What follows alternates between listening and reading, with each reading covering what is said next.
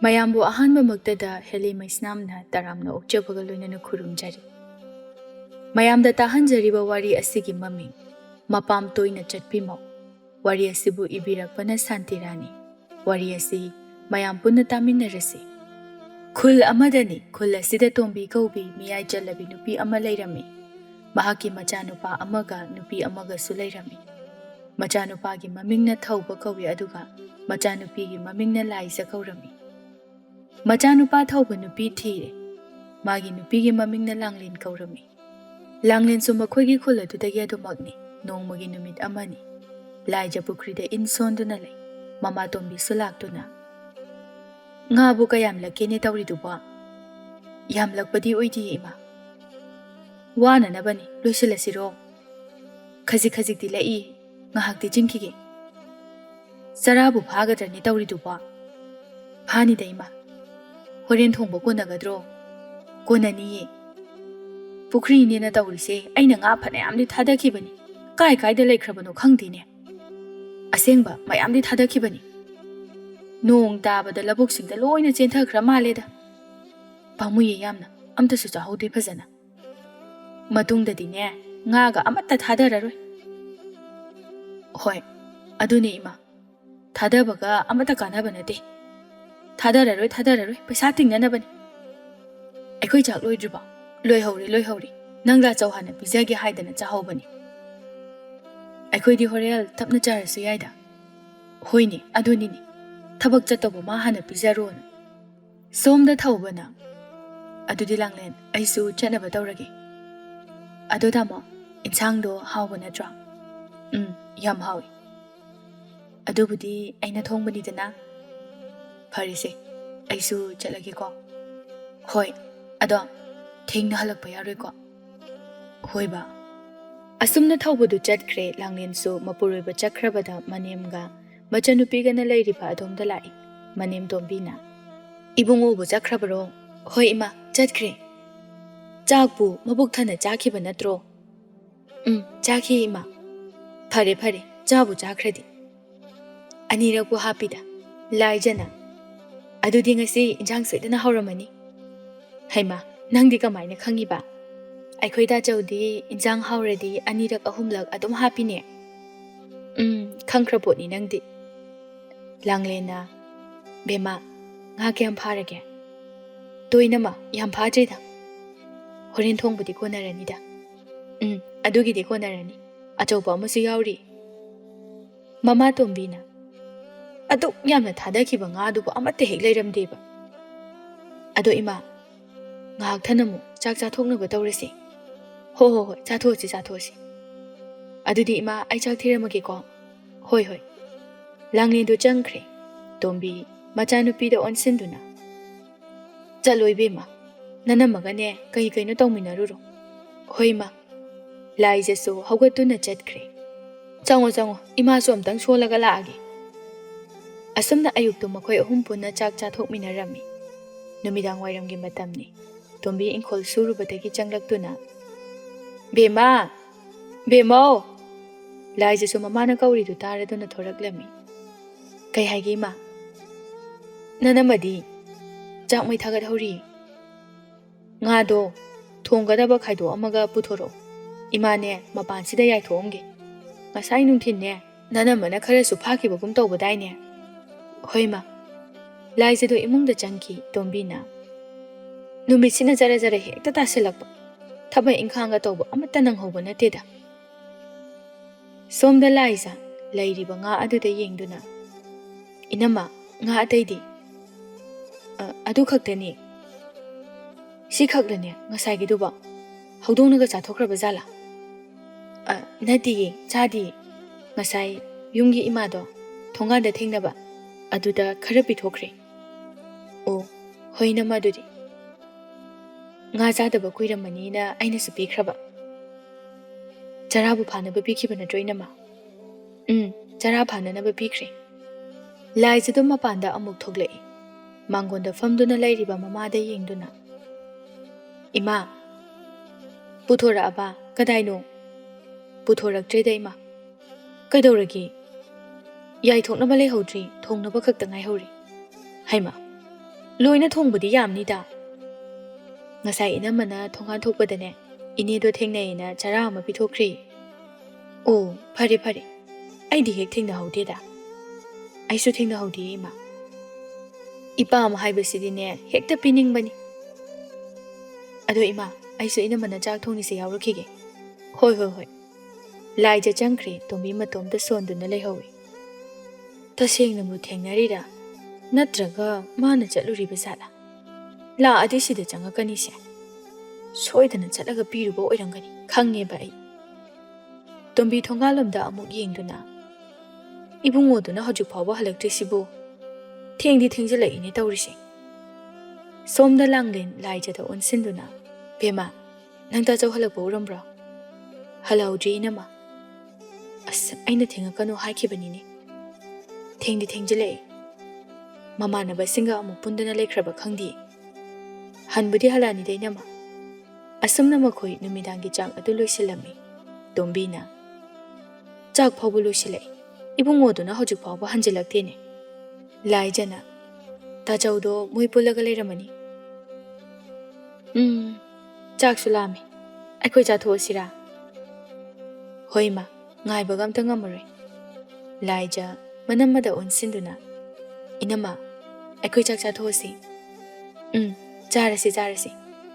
Lao, ibani thirurasi. Asumna makhoi chak chathoklami. Chak tokpagi thabak loisilamnaba matungda laijadi fi sarami aduga tombina mangolna duda lang chak pirami. Ngahaki matungda thawbasu mayumda halaklami. Tombina. Bungo, nang hali edana. Hoima. Thabakti ngasayna loiramani. Aduga kaigino thengaiduna. Imanaba khara puluraba ima. Adugini. Wado hairaga thawbadu imungda changkre. Laijana. Ima. Aikoi tajawse khara thaklakpa malida. Amukne khatnaraktana tokaniko. Aduni haise. Somda thawbana makhoigi kada changlakpada langlendu sauna phamduna leirami. Thawbana. Langlen, ising salabo. Ai khong khusim dam toke. Langlen isaw sauna khomlai. Khangde ai. Kaino nangidubu saurira. Chumnagamta khumaktene. Aina ngasai chatlamdaida kari haikige. Kari haigini nangbo. Aina thengna halakano na haikiba natro. Langlen, yamna thengbo oidrida. Hojipu kaida thengjiba. Mi pumba chak chanadana loina tumnaramani. Nangna chak ana thongbugini. Oh, tamona thengna laedi hainingdaba. Thabak loiraga imanaba khara pullaga leiruri. Adugineba. Tamogise yu thaklai natro. Yamba nateda kitang khatani. Yare khangi. Loina khangi ai. Yare kaidoragi langne. Saurnoba. Yamna ngawbusu natabasibu. Aina haiba nongmada makhoi tamona yaba yawkraba. Ngasi khaktagi wa nate. Adumni. Aina nganna halau. Thengna halakano na haiba natraba. Aina yu thakano haibasu natro. Aduga adum thakba. Aigi wa amata tamona tabide. Inbide. Tamona ai nungsidaba natro. Aina di tamona haiba adum loina inba natraba. As, Langlen. Mayam thingnabatuda hekta lakpa yada tawbaniba. Aduginiba. Khange yare. Adu khaktani tamogidi. Asengbani aina harise. Aingondagi mayamduna hen luraba natro. Haima, Langlen. Somda mama tombina. Haibaga tawbaga hawkra mali. Amuk thina khatnaraktana. Hoine. Ima, khamtok hawbana phadoi jalo. Ngai khoda, yam kana khatnabasu nate. Somda Langlen sauna. Aina haiba yaroido aidi, ai kadobai lobirino.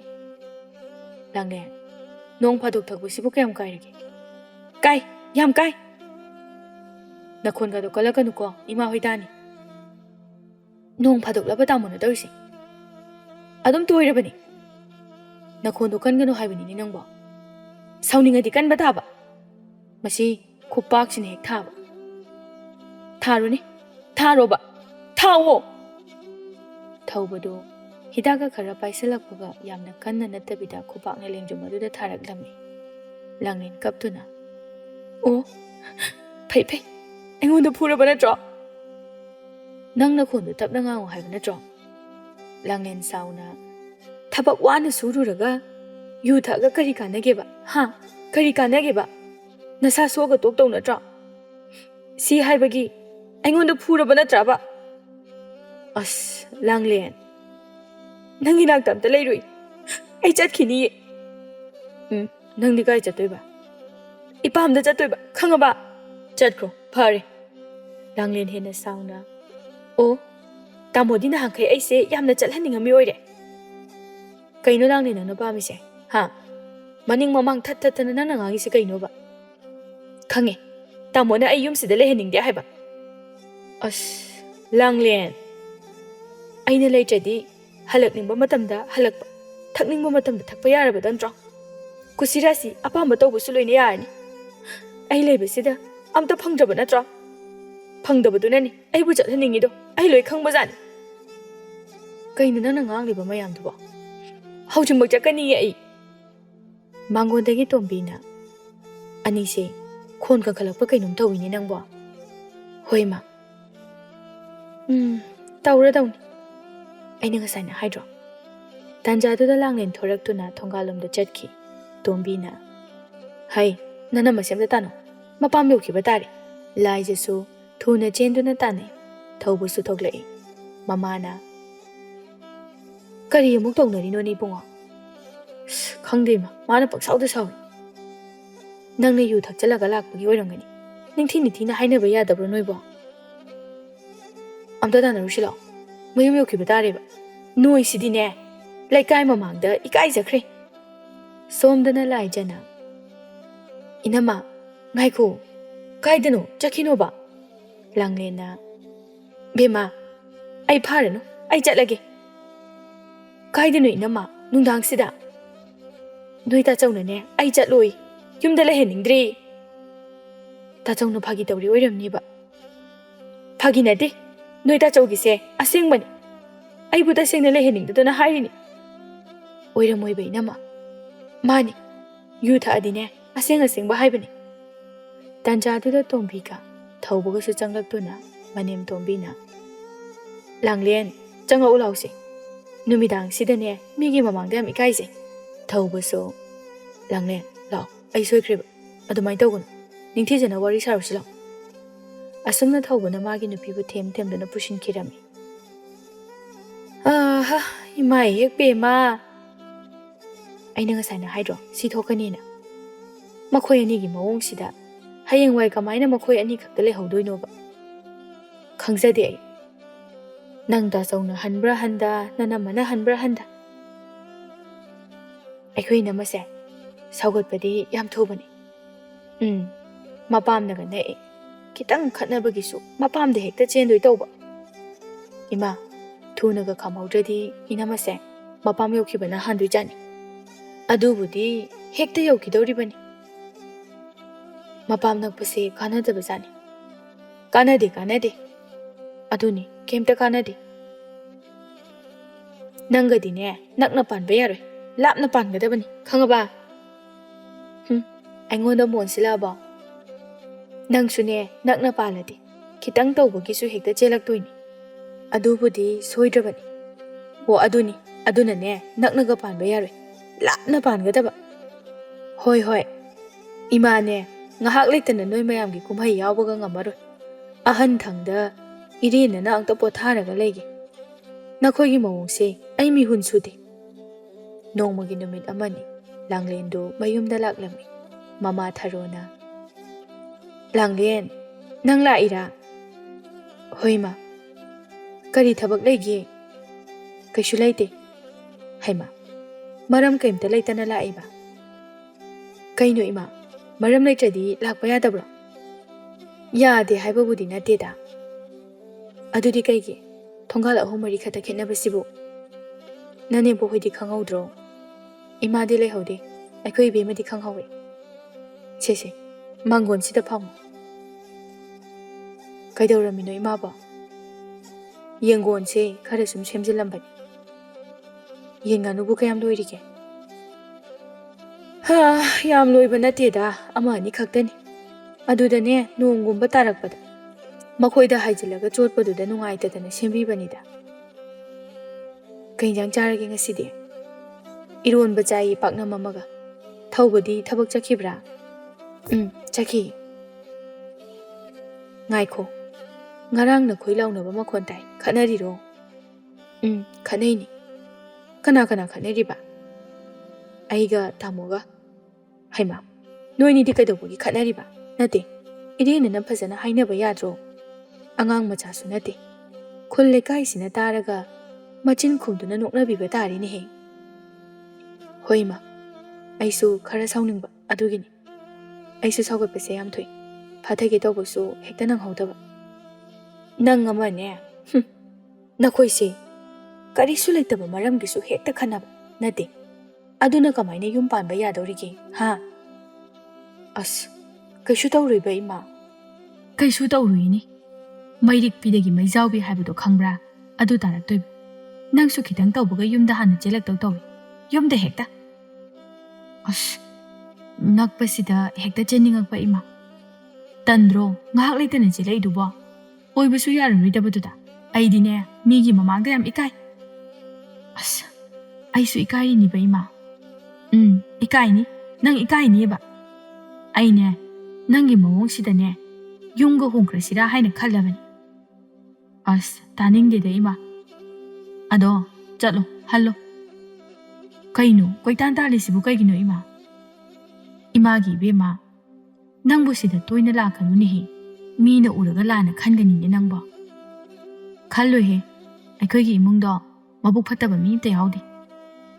ꯁꯣꯝꯗꯁꯨ ꯂꯥꯏꯖꯅ ꯐꯤ ꯁꯥꯗꯨꯅ ꯂꯩꯔꯤꯉꯩꯗ ꯃꯃꯥꯇꯣꯟꯕꯤ ꯍꯜꯂꯛꯇꯨꯅ. ꯃꯈꯣꯏ ꯆꯥꯛꯀꯧꯕꯅꯦꯅ ꯇꯧꯔꯤꯗꯣ ꯆꯥꯛ ꯏꯟꯖꯥꯡꯅꯤꯅ ꯑꯣꯟꯊꯣꯛꯅ ꯍꯥꯎꯈꯤꯗ꯭ꯔꯦ. ꯃꯆꯥꯅꯨꯄꯤ ꯂꯥꯏꯖ ꯅꯣꯛꯇꯨꯅ. ꯏꯃꯥꯅ ꯆꯠꯄꯕꯨ ꯅꯣꯡꯃꯇ ꯍꯥꯎꯏ ꯍꯥꯏꯕ ꯊꯥꯖꯗꯦꯗ. ꯏꯃꯥꯒꯤꯗꯤ ꯍꯥꯎꯇꯦ ꯉꯥꯛꯇꯅꯤ. ꯀꯃꯥꯏ ꯇꯧꯕꯅꯣ ꯈꯪꯗꯦ. ꯍꯥꯎꯇꯦ ꯍꯥꯏꯕꯕꯨꯅꯦ ꯍꯥꯎꯇꯦ ꯍꯥꯏꯕꯅꯤ. ꯏꯃꯥꯗꯤ ꯑꯁꯦꯡꯕꯗꯣ ꯍꯥꯏꯖꯕꯅꯤ. ꯅꯣꯏꯒꯤ ꯇꯧꯁꯤꯟꯅꯕꯤꯗꯣ ꯏꯃꯥꯗꯤ ꯍꯩꯅꯗꯦ. ꯅꯪꯁꯨꯅꯦ ꯆꯥꯔꯗꯤ ꯈꯪꯒꯗꯕꯅꯤ ꯍꯥꯎꯇꯦ ꯍꯥꯏꯕꯗꯣ. ꯍꯣꯏ ꯍꯣꯏ, ꯏꯃꯥꯅ ꯍꯦꯛ ꯆꯨꯝꯖꯔꯣ. ꯅꯅꯝꯃ ꯍꯣꯏꯗꯤ? ꯏꯅꯝꯃꯕꯨꯗꯤ ꯏꯅꯦ ꯍꯣꯏꯗ ꯆꯠꯈꯤ. ꯀꯩꯗꯧꯕ? ꯊꯣꯏꯗꯣꯛꯄ ꯃꯔꯝꯗꯤ ꯀꯩꯁꯨ ꯂꯩꯔꯝꯃꯣꯏ. ꯆꯨꯝꯅ ꯁꯨꯝ ꯆꯠꯄ ꯑꯣꯏꯔꯝꯒꯅꯤ. ꯃꯄꯥꯝ ꯅꯛꯄꯁꯦ ꯀꯥꯟꯅꯗꯦꯗ. ꯀꯩꯗꯧꯔꯒꯦ? ꯆꯠꯆꯁꯅꯨꯗ ꯉꯥꯏꯍꯥꯛ. ꯁꯨꯝ ꯆꯠꯄꯕꯨ ꯏꯅꯝꯃꯅ ꯃꯄꯥꯝꯗ ꯆꯠꯂꯒ ꯑꯩꯈꯣꯏꯒꯤ ꯏꯃꯨꯡ ꯀꯥꯏꯕꯁꯨ ꯅꯠꯇꯦ. ꯏꯅꯦꯒ ꯃꯥꯝꯃꯒꯁꯨ ꯌꯥꯝ ꯐꯩ. ꯅꯣꯡꯃꯇ ꯐꯠꯇꯕ ꯋꯥ ꯍꯥꯏꯗꯧꯕ ꯏꯟꯁꯤꯟꯗꯧꯕ ꯏꯃꯨꯡꯁꯨ ꯅꯠꯇꯦ. ꯌꯥꯝ ꯐꯩ ꯀꯩꯅꯣ. ꯑꯗꯨꯅ ꯑꯩꯗꯤ ꯏꯅꯝꯃꯅ ꯆꯠꯄꯗ ꯀꯩꯝꯇ ꯈꯟꯕꯤꯗꯦ. ꯏꯃꯥꯅ ꯍꯥꯏꯔꯤꯁꯤꯅꯅꯦ ꯃꯣꯏꯅ ꯐꯠꯇꯕ ꯏꯟꯁꯟꯕ ꯑꯗꯨ ꯑꯗꯥꯒꯤ ꯑꯃꯠꯇ ꯅꯠꯇꯦ. ꯑꯗꯨꯗꯤ ꯀꯩꯒꯤ? ꯈꯖꯤꯛꯇꯪ ꯍꯦꯛ ꯈꯠꯅꯕ ꯆꯩꯅꯕꯒꯤꯁꯨ ꯃꯄꯥꯝꯗ ꯍꯦꯛꯇ ꯆꯠꯄꯁꯤꯗ ꯃꯄꯥꯝ ꯅꯛꯄꯁꯤ ꯀꯥꯟꯅꯗꯦ ꯍꯥꯏꯕꯒꯤ ꯋꯥꯅꯤ. ꯍꯣꯏ ꯃꯥ, ꯑꯗꯨꯕꯨꯗꯤ ꯌꯥꯝ ꯆꯨꯝꯃꯤ. ꯑꯩꯅꯁꯨ ꯑꯗꯨꯝꯅ ꯇꯧꯒꯅꯨ ꯍꯥꯏꯕꯗꯤ ꯐꯅꯌꯥꯝꯅ ꯍꯥꯏꯔꯕꯅꯤ. ꯑꯗꯣ ꯍꯦꯛꯇ ꯌꯥꯗꯕ. ꯌꯥꯔꯣꯏꯌꯦ, ꯑꯗꯨꯗꯤ ꯅꯛꯄꯅꯤꯅ. ꯃꯁꯤꯗꯅꯤꯁꯦ ꯑꯩꯅ ꯇꯜꯂꯤꯁꯦ. ꯏꯅꯛ ꯅꯛꯄꯁꯤꯗ ꯆꯦꯟꯊꯣꯛꯀ ꯆꯦꯟꯁꯤꯟꯒ ꯑꯃꯨꯛ ꯇꯣꯏꯕ. ꯇꯟꯖꯥ ꯑꯗꯨꯗ ꯃꯆꯥꯅꯨꯄꯥ ꯊꯧꯕꯁꯨ ꯊꯕꯛ ꯍꯜꯂꯛꯂꯝꯃꯤ ꯂꯥꯏꯖꯅ. ꯇꯥꯆꯧꯅꯤꯅꯦ, ꯌꯥꯝ ꯉꯟꯅ. ꯀꯩꯗꯧꯔꯤ ꯏꯕꯨꯡꯉꯣ? ꯉꯁꯤꯗꯤ ꯌꯥꯝ ꯉꯟꯅ ꯍꯜꯂꯛꯏꯗ. ꯏꯃꯥ, ꯉꯁꯤꯗꯤ ꯊꯕꯛ ꯈꯔ ꯉꯟꯅ ꯂꯣꯏꯁꯤꯜꯂꯕ ꯑꯗꯨꯒꯤꯅꯤ. ꯑꯩꯗꯤ ꯉꯔꯥꯡ ꯈꯠꯅꯈꯤꯕꯗꯨꯒꯤꯔꯅ ꯈꯜꯂꯨꯔꯕ. ꯑꯗꯨꯒꯤꯁꯨ ꯑꯌꯥꯝꯕꯅꯤ ꯏꯃꯥ. ꯏꯃꯥꯟꯅꯕꯁꯤꯡꯅꯗꯤ ꯄꯨꯟꯁꯦꯅ ꯍꯥꯏꯍꯧꯕꯅꯤ. ꯑꯗꯨꯗ ꯑꯩ ꯑꯗꯨꯝ ꯇꯜꯂꯦ ꯍꯥꯏꯔꯒ ꯂꯥꯛꯑꯕ. ꯑꯗꯨꯅ ꯐꯩ ꯏꯕꯨꯡꯉꯣ. ꯉꯟꯇꯥꯅ ꯍꯜꯂꯛꯄꯁꯤꯅ ꯐꯔꯕꯅꯤ. ꯀꯩꯗꯧꯅꯤ? ꯊꯛꯆꯤꯟ ꯆꯥꯁꯤꯜꯂꯒ ꯅꯁꯥꯗꯣ ꯁꯣꯛꯅꯅꯕꯅꯤ. ꯊꯕꯛꯁꯨ ꯋꯥꯅ ꯅꯄꯨꯝ ꯊꯤꯠꯉꯩ ꯁꯨꯕ, ꯑꯗꯨꯒ ꯅꯤꯁꯥ ꯑꯃꯨꯛ ꯆꯥꯁꯤꯟꯕ. ꯑꯐꯕ ꯊꯕꯛ ꯅꯠꯇꯦꯀꯣ. ꯃꯗꯨꯅ ꯀꯗꯥꯏꯗꯒꯤ ꯏꯁꯥ ꯐꯅꯤ? ꯍꯣꯏ ꯃꯥ. ꯕꯦꯃꯥ, ꯏꯁꯤꯡ ꯈꯤꯇ ꯄꯨꯊꯣꯔꯛꯑꯣ. ꯍꯣꯏ ꯇꯥꯆꯧ. ꯂꯥꯏꯖꯗꯣ ꯏꯃꯨꯡꯗ ꯆꯪꯈꯤ ꯊꯧꯕꯅ. ꯏꯃꯥ, ꯑꯩꯈꯣꯏꯒꯤ ꯂꯣꯏꯁꯤꯟꯗꯅ ꯂꯩꯔꯤꯕ ꯃꯃꯥꯡ ꯁꯪꯒꯣꯏꯁꯦ ꯂꯣꯏꯁꯤꯟꯅꯕ ꯇꯧꯔꯁꯤ. ꯏꯃꯥꯁꯨ ꯈꯜꯂꯝꯃꯤꯕꯅꯤ. ꯑꯁꯨꯝꯅ ꯁꯨꯝ ꯊꯝꯅꯤꯡꯗ꯭ꯔꯕꯅꯤ. ꯂꯧꯁꯨ ꯂꯣꯏꯗꯣꯔꯦ ꯂꯧ ꯍꯦꯛ ꯂꯣꯏꯕꯒ ꯂꯣꯏꯁꯤꯜꯂꯁꯤ ꯍꯣꯏ ꯍꯣꯏ ꯁꯪꯒꯣꯏꯁꯤꯃ ꯂꯣꯏꯁꯤꯜꯂꯗꯤ ꯌꯨꯝꯁꯤꯁꯨ ꯃꯒꯨꯟ ꯑꯃ ꯍꯥꯞꯄꯅꯤꯗꯅ ꯂꯥꯏꯖꯁꯨ ꯏꯃꯨꯡꯗꯒꯤ ꯏꯁꯤꯡ ꯑꯗꯨ ꯄꯨꯗꯨꯅ ꯊꯣꯔꯛꯏ ꯑꯗꯨꯒ ꯇꯥꯆꯧ ꯁꯤ ꯂꯥꯡꯂꯦꯟꯗꯤ ꯏꯃꯥ ꯊꯧꯕ ꯏꯁꯤꯡꯗꯨ ꯂꯧꯗꯨꯅ ꯊꯛꯏ ꯂꯥꯏꯖꯅ ꯏꯅꯦ ꯍꯣꯏꯗ ꯆꯠꯈꯤꯕꯅꯤ ꯀꯩꯗꯧꯕ ꯀꯌꯥꯝ ꯀꯨꯏꯔꯕ ꯉꯥꯏꯍꯥꯛ ꯑꯣꯏꯔꯦ ꯑꯁꯨꯝꯅ ꯋꯥꯔꯤ ꯁꯥꯔꯤꯉꯩ ꯂꯥꯡꯂꯦꯟꯁꯨ ꯍꯜꯂꯛꯂꯝꯃꯤ ꯊꯧꯕꯅ ꯅꯪꯅ ꯅꯄꯥꯝꯗꯗ ꯆꯠꯂꯒ ꯂꯩꯔꯕ ꯇꯣꯝꯕꯤꯅ ꯏꯃꯥꯅꯦ ꯐꯤꯔꯣꯜꯁꯤꯡꯁꯦ ꯑꯝꯇ ꯍꯣꯡꯗꯣꯛꯎꯈꯤꯒꯦ ꯋꯥꯗꯣ ꯍꯥꯏꯔꯒ ꯇꯣꯝꯕꯤꯗꯨ ꯆꯪꯈ꯭ꯔꯦ ꯂꯥꯡꯂꯦꯟ ꯃꯥꯡꯒꯣꯜ ꯑꯗꯨꯗ ꯐꯝꯂꯒ ꯉꯥꯏꯍꯥꯛ ꯆꯠꯂꯨꯕꯕꯨ ꯀꯩꯗꯧꯔꯒꯦ ꯀꯩꯁꯨ ꯇꯧꯗꯦ ꯈꯔ ꯇꯣꯏꯃꯜꯂꯦ ꯍꯥꯏꯕꯒꯤ ꯋꯥꯅꯤ ꯅꯛꯄꯁꯤꯗ ꯇꯧꯕꯅꯤ ꯍꯦꯛꯇ ꯆꯠꯅꯤꯡꯉꯛꯄ ꯑꯇꯩ ꯃꯇꯝꯗ ꯆꯠꯄꯕꯨꯗꯤ ꯀꯩꯁꯨ ꯈꯟꯗꯦꯗ ꯑꯗꯨꯗ ꯅꯪꯒꯤ ꯈꯠꯅꯔꯒ ꯍꯦꯛ ꯍꯦꯛ ꯆꯦꯟꯕꯗꯣ ꯑꯗꯨꯗ ꯇꯟꯕꯒꯤ ꯋꯥꯅꯤ ꯑꯗꯨꯗꯤ ꯑꯩꯁꯨ ꯇꯜꯂꯤꯅꯤ ꯁꯥꯎꯕꯒꯤ ꯇꯧꯔꯤꯅꯤ ꯑꯣ ꯅꯪꯁꯨ ꯇꯟꯕꯣꯏꯔꯦ ꯏꯃꯥꯅ ꯆꯩꯔꯛꯏꯅꯤ ꯀꯩꯒꯤ ꯈꯠꯅꯔꯒ ꯍꯦꯛꯇ ꯆꯦꯜꯂꯛꯏ ꯑꯗꯨꯃꯥꯏꯅ ꯇꯧꯒꯅꯨ ꯃꯤꯒꯤ ꯃꯃꯥꯡꯗ ꯏꯀꯥꯏꯌꯦꯅ ꯆꯩꯗ꯭ꯔꯗꯤ ꯃꯔꯝ ꯆꯥꯏ ꯈꯪꯗꯦ ꯆꯥꯗꯦ ꯈꯪꯗꯦ ꯈꯤꯇꯪꯕꯨ ꯈꯠꯅꯔꯗꯤ ꯀꯞꯁꯤꯟꯅꯗꯅ ꯍꯦꯛꯇ ꯆꯦꯟꯈꯤ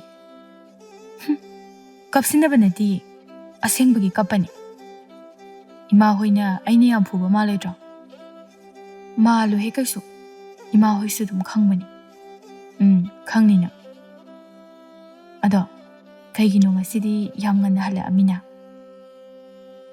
ꯊꯦꯡꯅ ꯍꯜꯂꯛꯑꯁꯨ ꯁꯥꯎꯏ ꯉꯟꯅ ꯍꯜꯂꯛꯄꯁꯨ ꯌꯥꯗꯕ꯭ꯔꯕ ꯌꯥꯗꯦ ꯍꯥꯏꯕ ꯅꯠꯇꯦꯗ ꯉꯟꯅ ꯍꯜꯂꯛꯄꯁꯤꯗ ꯑꯩꯗꯣ ꯌꯥꯝ ꯉꯛꯄ ꯑꯣ ꯅꯪ ꯀꯤꯕꯒꯤ ꯍꯜꯂꯛꯏꯕ ꯀꯩꯅꯣ ꯈꯪꯗꯦꯕ ꯋꯥꯗꯣ ꯍꯥꯏꯔꯒ ꯊꯧꯕꯗꯨ ꯏꯃꯨꯡꯗ ꯆꯪꯈꯤ ꯂꯥꯏꯖ ꯅꯣꯛꯇꯨꯅ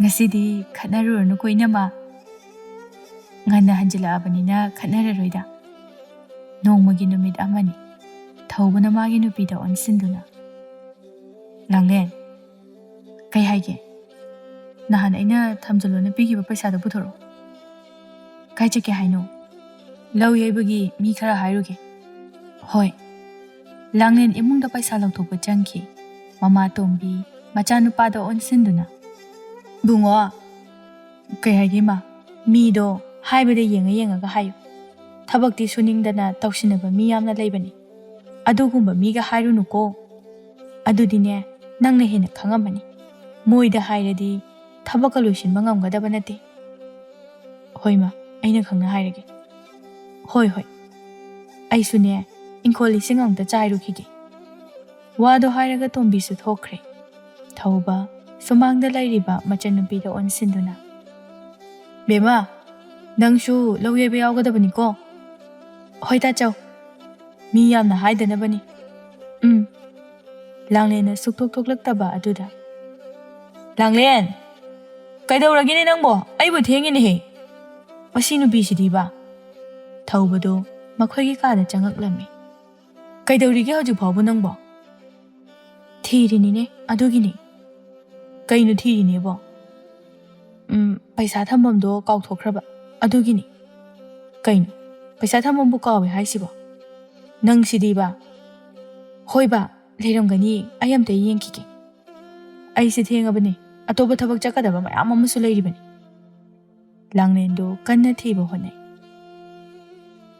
ꯑꯩꯕꯨ ꯏꯄꯥꯝꯗꯒ ꯍꯨꯟꯇꯣꯛꯑꯝꯃ ꯖꯥꯠꯂ ꯈꯪꯗꯦꯗ ꯇꯥꯅꯤꯡꯗꯦꯀꯣ ꯍꯣꯏꯅꯦ ꯍꯨꯟꯇꯣꯛꯑꯝꯃꯁꯨ ꯏꯃꯥꯅ ꯍꯥꯏꯔꯛꯀꯅꯤꯅꯦ ꯑꯩꯅ ꯑꯊꯨꯕ ꯑꯃ ꯆꯠꯇ ꯑꯣꯏꯔꯗꯤꯅꯦ ꯅꯪꯗꯤ ꯁꯨꯃꯥꯏꯅ ꯑꯗꯨꯝ ꯇꯧꯔꯗꯕꯅꯤ ꯑꯁ ꯑꯗꯨꯃꯥꯏꯅ ꯄꯉꯥꯡꯗ ꯉꯥꯡꯁꯤꯜꯂꯗꯤ ꯀꯃꯥꯏꯅ ꯊꯤꯗꯣꯔꯤꯒꯦ ꯍꯦꯟꯅ ꯀꯥꯎꯊꯣꯛꯈꯤꯕ ꯇꯥꯕ ꯇꯧꯔꯤꯁꯤ ꯌꯦꯡꯉꯨꯅꯦ ꯆꯠꯂꯣ ꯃꯄꯥꯟꯗ ꯑꯝꯇ ꯇꯨꯃꯤꯟꯅ ꯂꯩꯔꯝꯃꯨ ꯀꯥꯎꯔꯤꯉꯩ ꯃꯊꯛꯁꯤꯗ ꯄꯨꯡꯉꯥꯡꯗ ꯉꯥꯡꯁꯤꯜꯂꯛꯀꯅꯨ ꯑꯩ ꯀꯣꯛꯁꯦ ꯍꯦꯟꯅ ꯀꯥꯎꯏ ꯑꯃꯨꯛꯇ ꯏꯇꯣꯝꯇ ꯏꯪꯅ ꯇꯞꯅ ꯊꯤꯒꯦ ꯃꯨꯟꯅ ꯅꯤꯡꯁꯤꯡꯉꯒ ꯌꯥꯝ ꯊꯨꯅꯗꯤ ꯄꯨꯊꯣꯔꯛꯎꯀꯣ ꯋꯥꯗꯣ ꯍꯥꯏꯔꯒ ꯊꯧꯕꯗꯨ ꯊꯣꯛꯈ꯭ꯔꯦ ꯂꯥꯡꯂꯦꯟꯅ ꯄꯨꯡꯉꯥꯡꯗ ꯉꯥꯡꯁꯤꯜꯂꯛꯀꯅꯤꯕ ꯊꯤꯐꯝ ꯆꯥꯐꯝꯒ ꯑꯝꯇ ꯈꯪꯗꯦꯕ ꯁꯣꯝꯗ ꯃꯄꯥꯟꯗ ꯊꯧꯕꯁꯨ ꯁꯥꯎꯔꯤ ꯉꯥꯏꯗꯨꯅ ꯂꯩ ꯉꯥꯏꯍꯥꯛꯀꯤ ꯃꯇꯨꯡꯅꯤ ꯂꯥꯡꯂꯦꯟꯁꯨ ꯄꯩꯁꯥꯗꯨ ꯐꯪꯂꯗꯨꯅ ꯄꯨꯗꯨꯅ ꯊꯣꯔꯛꯂꯝꯃꯤ ꯁꯤꯗ ꯂꯩꯔꯦ ꯀꯥꯏꯗ ꯂꯩꯔꯝꯃꯤ ꯐꯪꯉꯗꯤ ꯌꯥꯔꯕ ꯅꯠꯇ꯭ꯔꯣ ꯅꯪ ꯑꯃꯀꯣ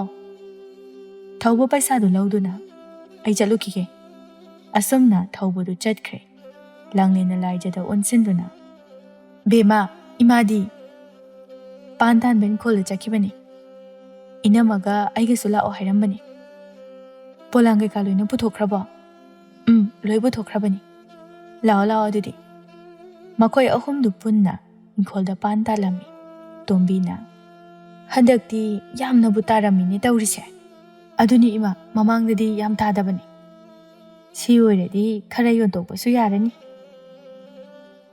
ꯏꯃꯥ ꯁꯤꯒꯤ ꯄꯥꯟꯁꯤꯕꯨ ꯍꯥꯎꯕ꯭ꯔꯣ ꯌꯥꯝꯅ ꯍꯥꯎꯈ꯭ꯔꯖꯥꯠꯅꯤꯗ ꯃꯤꯅ ꯂꯩꯒꯦ ꯂꯩꯒꯦ ꯍꯥꯏꯗꯅ ꯀꯣꯏꯇꯥꯟ ꯇꯥꯟꯅꯔꯤꯕꯅꯤ ꯃꯃꯥꯡꯗꯗꯤ ꯌꯥꯝꯅ ꯇꯥꯔꯝꯗꯗꯅꯅꯦ ꯑꯗꯨꯝ ꯌꯣꯟꯗ꯭ꯔꯦ ꯃꯈꯣꯏꯅ ꯆꯥꯅꯤꯡꯉꯁꯨ ꯏꯅꯝꯃꯗꯤ ꯁꯤꯒꯤ ꯄꯥꯟꯁꯦ ꯑꯃꯨꯛ ꯐꯥꯎꯕ ꯃꯍꯥꯎ ꯌꯦꯡꯉꯝꯈꯤꯔꯣꯏꯅꯦ ꯍꯟꯗꯛꯅ ꯑꯍꯥꯟꯕ ꯑꯣꯏꯗꯣꯏ ꯑꯣꯏꯔꯝꯅꯤ ꯃꯥꯅꯤ ꯍꯣꯔꯦꯟ ꯅꯨꯃꯤꯗꯥꯡ ꯍꯦꯛꯇ ꯏꯔꯣꯟꯁꯦ ꯏꯅꯝꯃ ꯑꯩ ꯈꯦꯠꯂꯛꯀꯦ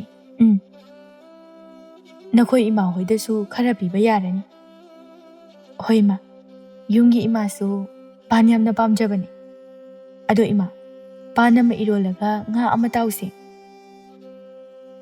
ꯅꯪ ꯑꯃꯅꯦ ꯑꯍꯥꯎꯕ ꯆꯥꯕꯗꯤ ꯄꯥꯝꯈ꯭ꯔꯕ ꯏꯇꯣꯝꯇ ꯍꯥꯎꯒꯗꯧꯁꯨ ꯅꯠꯇꯕꯁꯤꯕꯨ ꯑꯩꯈꯣꯏ ꯄꯨꯈ꯭ꯔꯤꯗꯒꯤ ꯍꯦꯛ ꯐꯥꯎ ꯅꯍꯥꯟꯃꯨꯛ ꯂꯣꯏꯅ ꯐꯥꯗꯣꯛꯈ꯭ꯔꯗꯨꯗꯤ ꯆꯤꯊ ꯅꯥꯟꯊꯕ ꯈꯔ ꯂꯩꯔꯝꯈꯤꯅꯤꯅꯦ ꯂꯣꯏꯔꯦꯍꯦ ꯑꯗꯨꯗꯤ ꯏꯃꯥ ꯍꯦꯛ ꯐꯥꯔꯣ ꯂꯥꯡꯂꯦꯟꯅ ꯁꯤ ꯂꯣꯏꯔꯒ ꯏꯕꯥꯅꯤ ꯊꯣꯛꯎꯁꯦ ꯀꯩꯊꯦꯜꯗꯒꯤ ꯉꯥ ꯃꯆꯥ ꯑꯃ ꯂꯩꯔꯨꯔꯁꯦ ꯇꯥꯎꯔꯒ ꯆꯥꯅꯕ ꯑꯗꯨꯅꯦꯕ ꯏꯅꯝꯃ ꯑꯗꯣ ꯆꯠꯄꯗ ꯏꯅꯦ ꯍꯣꯏꯗ ꯄꯥꯟꯁꯤꯁꯨ ꯄꯤꯔꯝꯃꯁꯦ ꯍꯣꯏ ꯑꯁꯨꯝꯅ ꯂꯥꯏꯖꯒ ꯂꯥꯡꯂꯦꯟꯒꯗꯣ ꯉꯥ ꯂꯩꯕ ꯊꯣꯔꯛꯂꯝꯃꯤ ꯉꯥ ꯍꯥꯟꯅ ꯂꯩꯔꯨꯔꯒ ꯂꯥꯡꯂꯦꯟꯒꯤ ꯃꯄꯥꯝꯗ ꯄꯥꯟ ꯊꯤꯟꯕ ꯑꯃꯨꯛ ꯂꯥꯛꯂꯝꯃꯤ ꯊꯔꯣꯅ ꯍꯩꯃꯥ ꯂꯥꯏꯖꯥ ꯅꯪꯁꯨ ꯌꯥꯎꯔꯛꯏ ꯍꯣꯏꯅꯦ ꯀꯨꯏꯔꯦꯗ ꯅꯪꯗꯤ ꯎꯗꯕ ꯑꯩꯈꯣꯏꯒꯤꯁꯤꯗꯤ ꯎꯃꯟꯗꯅ ꯇꯟꯕ ꯑꯃ ꯌꯥꯎꯔꯤ ꯌꯥꯔꯦꯕ ꯏꯃꯥ ꯂꯥꯏꯖꯁꯨ ꯅꯣꯛꯏ ꯊꯔꯣ ꯃꯈꯥ ꯇꯥꯗꯨꯅ ꯀꯔꯤ ꯂꯩꯔꯒꯦꯅꯦ ꯅꯣꯏ ꯑꯅꯤꯅ ꯍꯧꯅꯔꯒ ꯂꯥꯛꯏꯁꯤꯕꯣ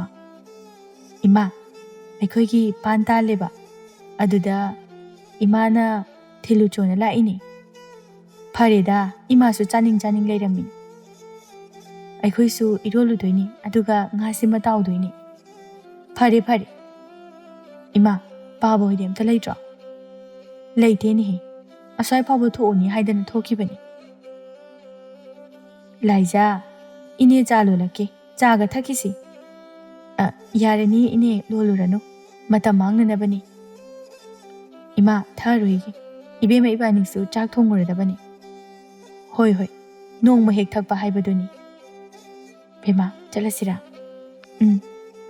ꯏꯅꯦ ꯑꯗꯨꯗꯤ ꯑꯩꯈꯣꯏ ꯆꯠꯂꯒꯦꯀꯣ ꯍꯣꯏ ꯏꯃꯥ ꯆꯠꯂꯦꯀꯣ ꯑꯁꯨꯝꯅ ꯃꯈꯣꯏ ꯑꯃꯨꯛ ꯃꯌꯨꯝꯗ ꯍꯜꯂꯛꯂꯝꯃꯤ ꯅꯣꯡꯃꯒꯤ ꯅꯨꯃꯤꯠ ꯑꯃꯅꯤ ꯂꯥꯡꯂꯦꯟ ꯆꯥꯛ ꯊꯣꯡꯗꯨꯅ ꯂꯩꯔꯝꯃꯤ ꯆꯥꯛ ꯊꯣꯡꯅ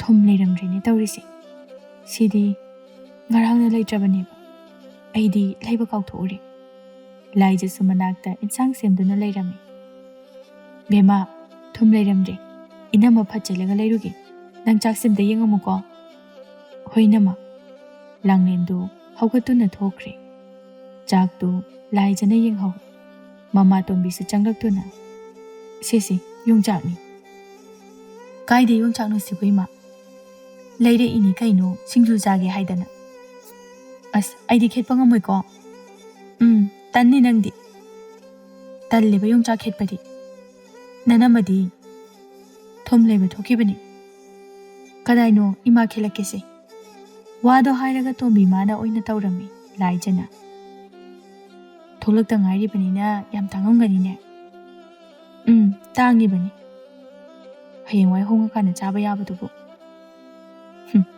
ꯆꯤꯟꯁꯤꯅ ꯆꯥꯅꯤꯡꯉꯛꯄꯁꯤꯗ ꯃꯃꯜ ꯈꯔ ꯈꯦꯠꯅꯕꯒꯤ ꯍꯣꯡꯕ ꯑꯃꯨꯛ ꯉꯥꯏꯔꯒ ꯂꯩꯕ ꯇꯥꯔꯤꯅꯦ ꯀꯩꯗ ꯍꯥꯎꯒꯦꯕ ꯌꯣꯡꯆꯥꯛꯁꯤꯕꯨ ꯍꯥꯎꯏ ꯀꯩꯅꯣ ꯈꯨꯍꯥꯎ ꯑꯃꯅꯤ ꯌꯣꯡꯆꯥꯛ ꯆꯥꯗꯣꯏ ꯁꯔꯨꯛꯄꯨꯗꯤꯅꯦ ꯉꯥ ꯆꯥꯕꯅ ꯐꯩ ꯉꯥꯒꯤ ꯃꯍꯥꯎꯅ ꯑꯃ ꯌꯣꯡꯆꯥꯛꯀꯤ ꯃꯍꯥꯎꯅ ꯑꯃ ꯑꯩꯗꯤꯅꯦ ꯁꯨꯛꯆꯥ ꯍꯦꯛ ꯆꯥꯖꯅꯤꯡꯗꯦ ꯀꯩꯗ ꯍꯥꯎꯔꯗꯅ ꯅꯪꯅꯅꯦ ꯆꯥꯕ ꯍꯩꯇ꯭ꯔꯤꯕ ꯑꯗꯨꯒꯤꯅꯤ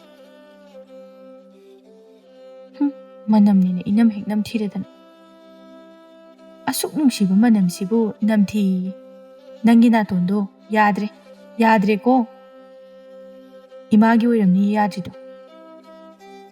Yongchak haidana maming chatliba. Ho aidi sungpam pamde haiba ado. Pamdraga na charunu kaino. Pamdaba nangdi charunu to. Chada yade haiba leite. Charuina. Hai, singse motori amta insalo.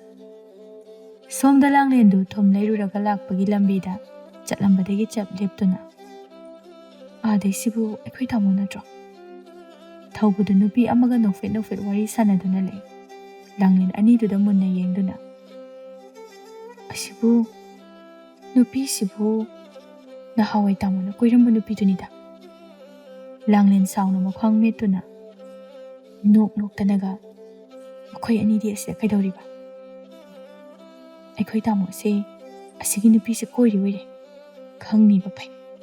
Ai ama leina nupi ga koiradana. Thaubana su yeng thorakpada laptakna langlenna makhoida yengduna lairibadu ubada. Langlen ne. Langlen sauna chatkirami thaubana. Soidana lana uramba tarene sakphamdu yadeba. Thauba nupi aduda chatlage hairamnaga mayumlamda changai. Langlen. Kau duna chakhumda changai. Mamaga machan nupi ga da onsinduna. Ima, Langlendi. Kaidaurage thom leiba thokhibani. Changkrabani. Kaino ni changakte da. Kaidaurage da chaw. Lambida thambal do thingnaba. Thambal haidi? As, aiga khangnarambudo. O, yam taw ngambido natro. Aikhoi yumdaga hekta laksinbudo. Hoi, adui nupido. Managa nahanmo inamada. Tachawda leiba yaroi kaina yam tawkhibado. Hoi ni. Phatti phattabani he yamna adui nupido. Mama tombina. Madi, aikhoi lekai sida kaidawba laiba. Khangdi. Kuthi yengbane haibra thabak amagi lakpani. Aduda lambida thengnadana. Mana kaurami. Adugi ngahak lambiduda wari saraga leiruri. Tachawdi adui nupido kari wari sariba. As, masu luhongkredana. Aduna kaishu kaidabra khanduna ichamchamna saru. Aduda Langlena uthokre. Inamana ukraba. Tanjadu sune nokpagi matangdani. Phajare he. Ado ma changdi changkrabani. Laktebo. Nangi wari dugi matung inadi sauraga mapamda soidana leiramani. Maduda soidana leiramani. Chalo. Thimaga ne angta lauju chalo. Hoima. Thaubudu chatki tombina. Bema ima thomamta leirugi. Ngasi ne injang thum thaktaba tare. Hoima. Wado hairaga tombidu thom leiba thokirami somda thauba Langleni mapamda lai. Langlen sauna mangonda famduna leirami. Ima hoi kanamta leitro. Sida kaidawba laino. Langlen saukinu se ai bazana haigi. Taningde yari. Ai yumsida leiradawni. Ai leina nupi koiraba natro.